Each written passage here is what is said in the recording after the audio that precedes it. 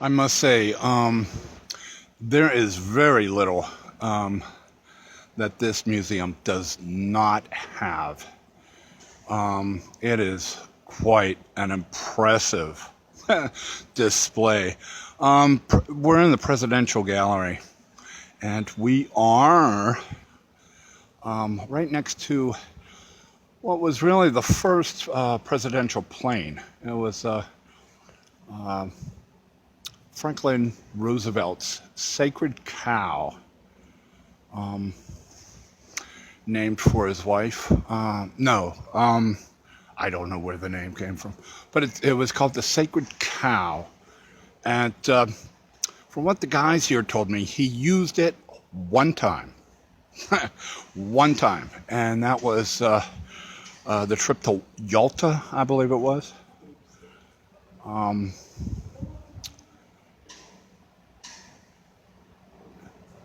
And it was modified for him, so the public would not have to see him so humbled with polio. Couldn't quite walk the ramp down with the missus. So the accommodations were made in the construction of the plane.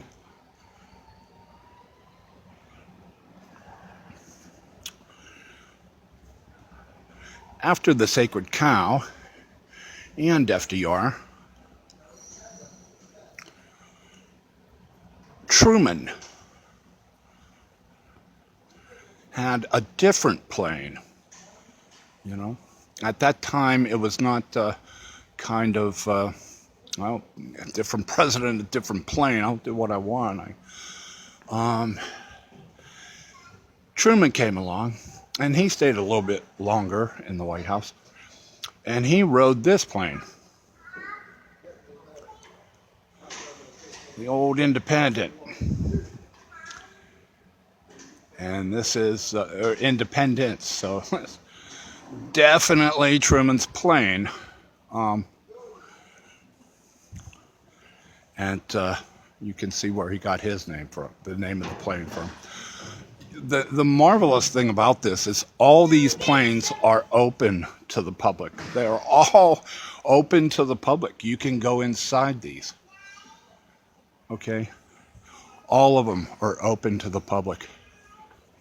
And the museum, here's the kicker, is free of charge. Okay. This is the Independence from the man from Missouri, Harry Give 'em Hell Truman.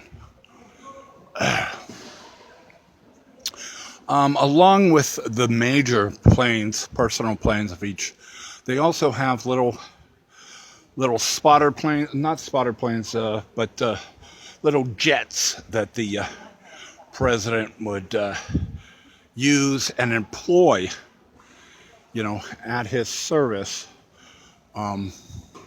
if needed for whatever occasion. After Truman came Kennedy and Eisenhower. Is this? Yeah, Eisenhower. Not sure if Eisenhower had a plane or not. But anyways, yes, Eisenhower did have his own plane. Okay, I've learned, and it was called the Columbine. And so after Truman came Eisenhower, and he had his own plane. So Columbine 3, Eisenhower, and again, open to the public. Now, after Eisenhower, came Air Force One, and I don't know whose idea it was to Give a president one plane and all the presidents fly on the same plane. I don't know. But this Air Force One was begun, I believe, Kennedy, and all the way up through Clinton, I believe it was, until they changed planes. This is Air Force One, and this is literally an historic piece. Again, you can go inside. This is the plane that flew the body of the president. You know, Kennedy from Dallas. The insides there were modified to fit the casket in.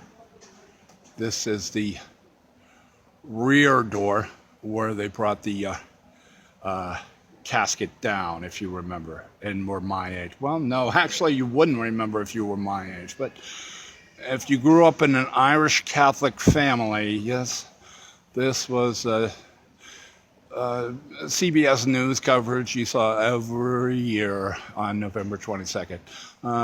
Bobby and or Jackie escorting the casket down the ramp in the rear door. So there's a lot of history here, a lot of history in this plane itself. And this is Air Force One. And we are at the Air Force Museum outside of Dayton here.